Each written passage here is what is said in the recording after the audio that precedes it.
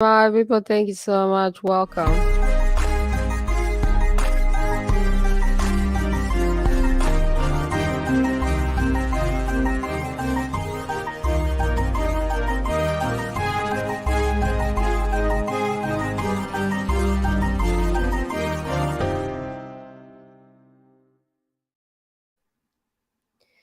My people, how y'all doing? My people, Ausares, Louise, Uwacu in the building. My people, thank you so much for being here. I'm very happy to be here, be back. Welcome back to You and I Talk Show, my people, every Friday, every week. Thank you so much. We appreciate you guys being here. Subscribe, like, share, comment. This show happens every week and it happens in English. We speak to the English audience, we answer questions, and then in French, and then in Kinyarwanda, my people. So thank you so much for being here. Today, at the top of the agenda, my people, is a story that I saw questions about Rwanda and the diaspora, some of the people who had gone to Rwanda being disappointed in Rwanda and then moving to another African country. So I would like to answer at least some of those concerns, and then we have other things to talk about in French and Kinyarwanda. This is just one of the stories that I saw. Why are experts leaving Rwanda for other African countries?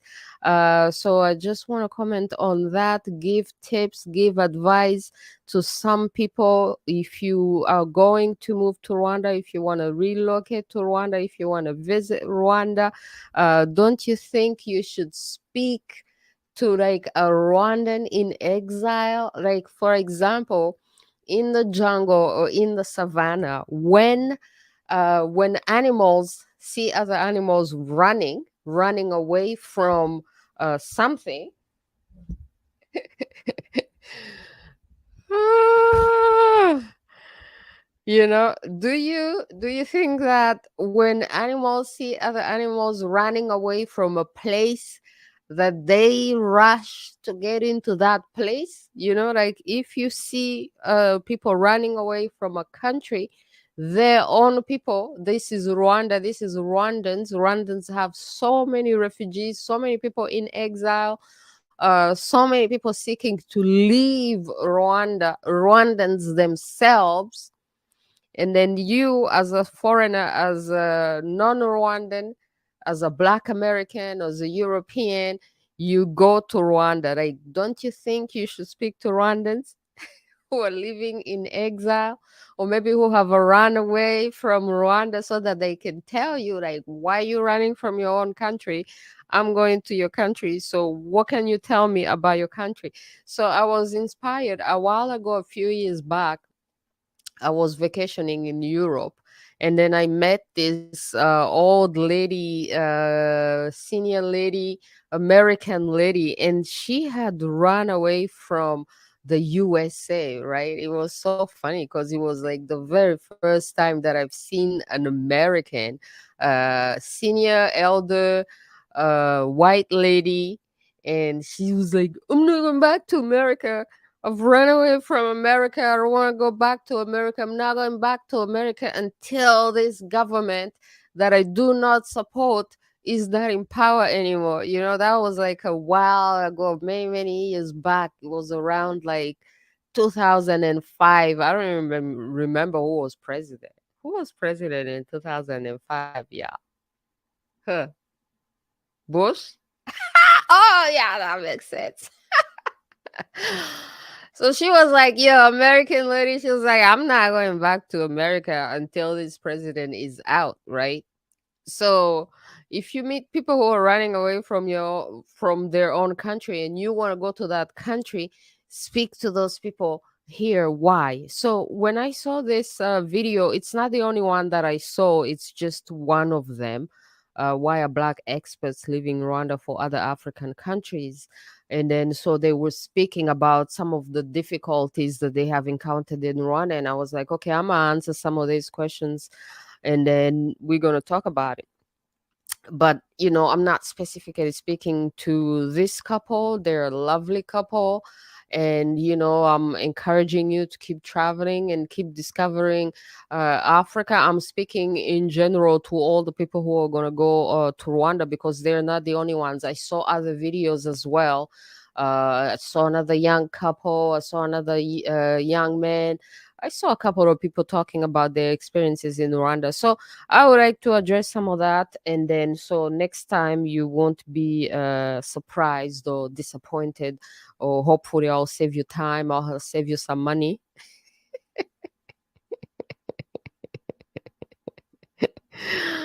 Right. Okay, so one of the major complaints that I heard, one of the major questions that I heard is about people talking about how in Rwanda a lot of people speak Kinyarwanda, the country speaks Kinyarwanda, and so there is that language barrier.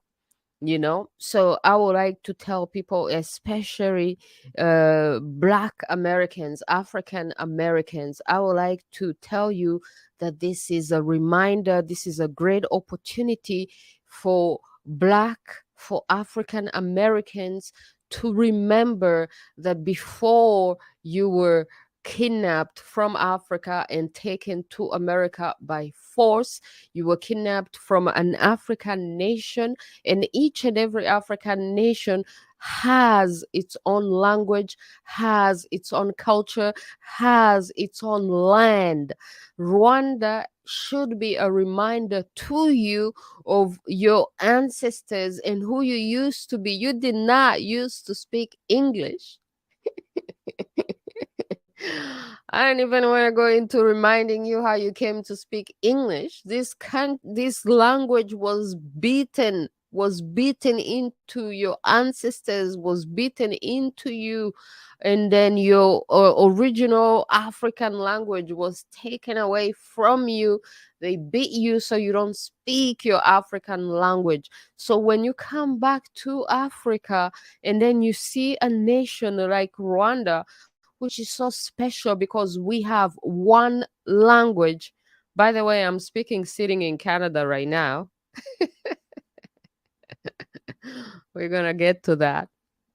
So you come to Rwanda, we have one language. We are like the original United Nations. No matter how much we have been divided, all the nations of Rwanda, if you're going to divide Rwanda by tribes, by ethnic groups, by whatnot, all the tribes, all the nations, all the ethnic groups in Rwanda speak that one language. This is the unifying element in Rwanda, and the language contains the culture. The Rwandan culture is what contains the Rwandan spirit. Matter of fact, when you say the ki Nyarwanda, the ki is like the spirit of Rwanda. So when you say the language, the Kenya Rwanda, the language of Rwanda, you're speaking about the spirit of Rwanda.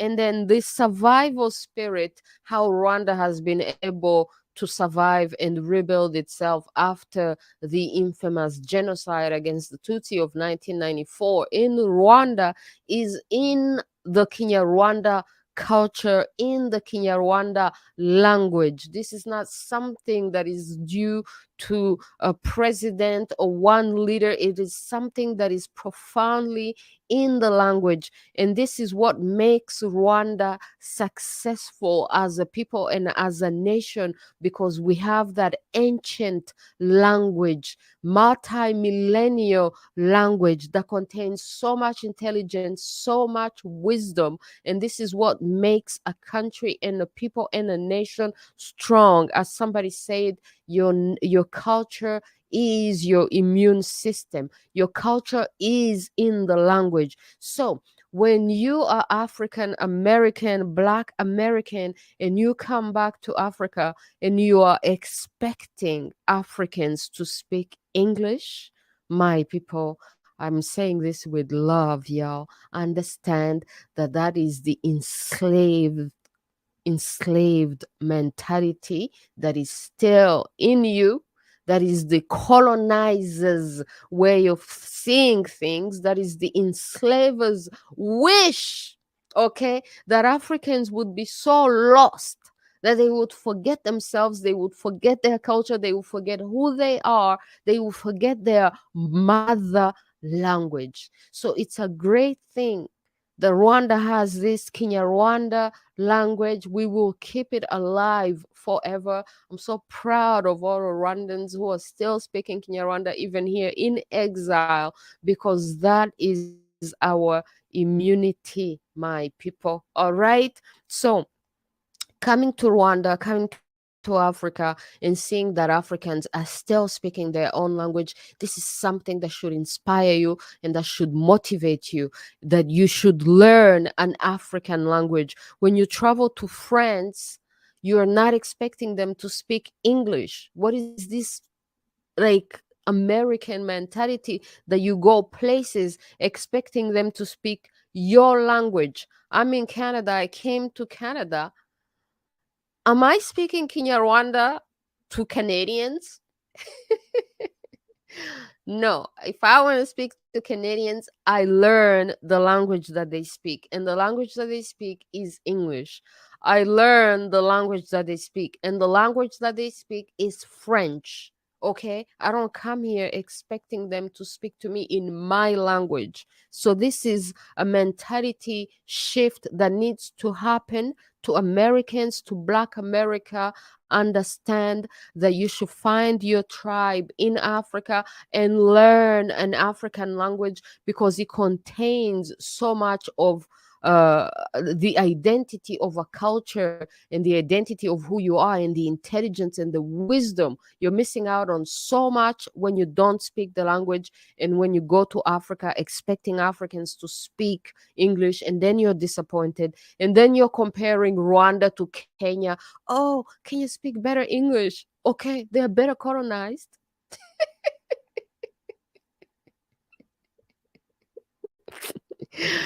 The other day, I even saw the Kenyan president talking about they're going to start teaching German. Yo, do you see any Germans learning Kiswahili, trying to learn an African language before they go to Africa?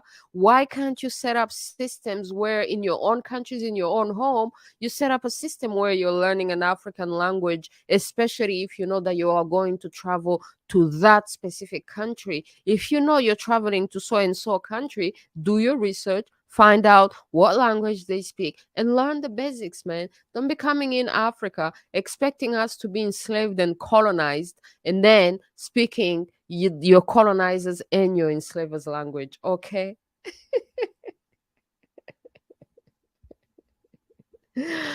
Now, the other thing that they were talking about is the food in Rwanda and how things are expensive.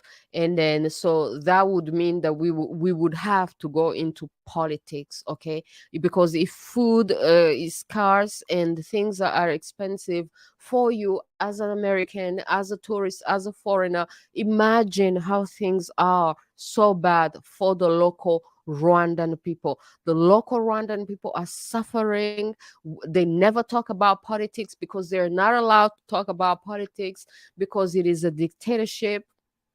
So you should know these things about a country when you go to a country. Rwanda is ruled by a criminal dictatorship that does not tolerate dissent, that does not allow freedom of speech.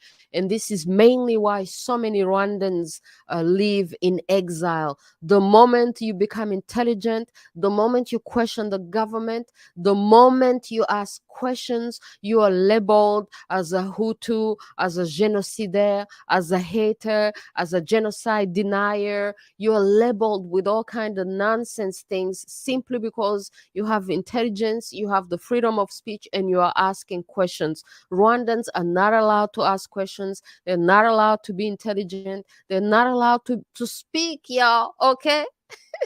These are things that you need to know before you go to Rwanda, and then you're there like wondering, like, nobody's telling me anything. Nobody can tell you nothing because they're risking their lives, man. They're gonna die if they tell you something. And if you get involved in Rwandan politics, you're gonna die too, man. The dictatorship does not tolerate dissent, does not tolerate anybody asking questions. The only reason why they may tolerate you is because you're going to be ignorant about politics. You're not gonna ask any question about local people if they are suffering. You're not supposed to see it, you're not supposed to care. Otherwise, you're going to be considered as a Rwandan. Any Rwandan who asks questions, they go to jail, they get killed, or they live in exile, my people. There are so many Rwandans who are seeking to leave Rwanda, and Rwanda has been portrayed as people are some of the most unhappiest people in on the planet. So all these things are things that you should know before you go to Rwanda. Otherwise, you're going to be disappointed. Okay. Other than that, man, Rwanda has always been a beautiful, beautiful, magnificent land. The culture is magnificent, so organized, so disciplined. It's an elitist culture, always trying to do the best, always trying to be excellent. It's a clean culture. Cleanness is in the culture. Everything that you see Rwandans doing and accomplishing is not because of the dictatorship, is because of the Rwandan culture and is in the Kinyarwanda language. So when we lose the dictatorship, the criminal dictatorship, eventually when it crumbles, that is not going to be lost because we will never lose our culture, my people. Kinyarwanda language is so beautiful. You want to learn the language? Stay tuned because I'm going to speak in Kinyarwanda at the end of the show. Now we're going to move into French and answer some French questions. And then I'm going to speak in Kinyarwanda. It's a beautiful language. It's a highly sophisticated, highly intelligent language. It's not a language for dummies. So you have to elevate your intelligence if you want to learn Kinyarwanda. Otherwise, it's going to be so complicated, so sophisticated, you're never going to get it. Okay?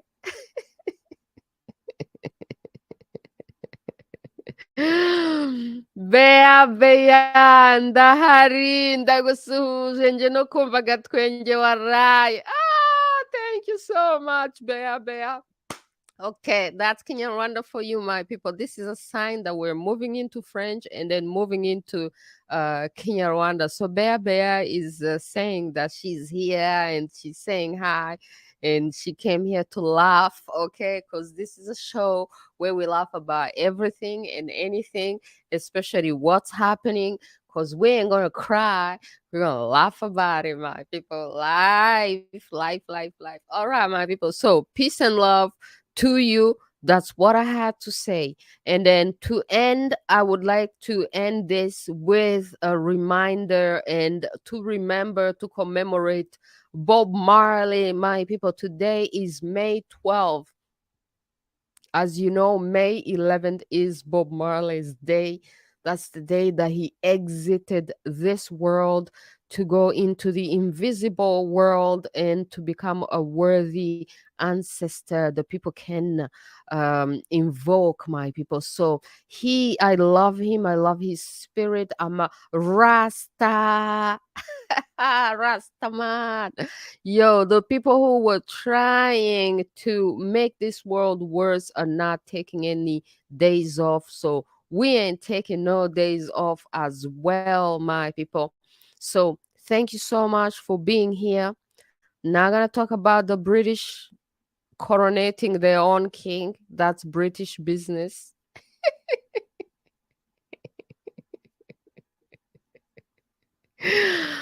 What I would talk about is African leaders who have stood by while their monarchies get destroyed by the British or by other colonizers and enslavers. And they're so unconscious, and then they go to the UK while their country is suffering, while their country is in trouble. They go to the UK to watch the UK people crown themselves instead of caring about their own issues. We're going to talk about that in Kinyarwanda. Who am I talking about? Yo, like charity well organized starts at home. So concern well organized starts at home as well. So for me, concern well organized starts in Canada and starts in Rwanda, my people, because I ran away from Rwanda to become Canadian precisely because Rwanda is a criminal dictatorship. But I'm still concerned about Rwanda, yo. So this is why I'm always talking about Rwandan politics and what's going on in Rwanda. Also because I have the freedom of speech right now in Canada to do that. So I'm gonna use my freedom of speech to educate and inspire y'all. All right. So that's the criminal dictator of Rwanda, Mr. Kagame, sitting there watching the British crown themselves. While in Rwanda, we have so many issues. People are so poor. There was water taking away and rains, heavy rains, taking away the people's houses, killing people, and our leaders wasting money going to Europe to watch the Europeans crown themselves, even though our own monarchies have been destroyed and they're not caring about that. Rwanda, my people, has a monarch, has a king who is also living in exile in the UK, my people, as a refugee, because even a king of Rwanda cannot go back to Rwanda because it is a criminal dictatorship that we have called the Kagamistan.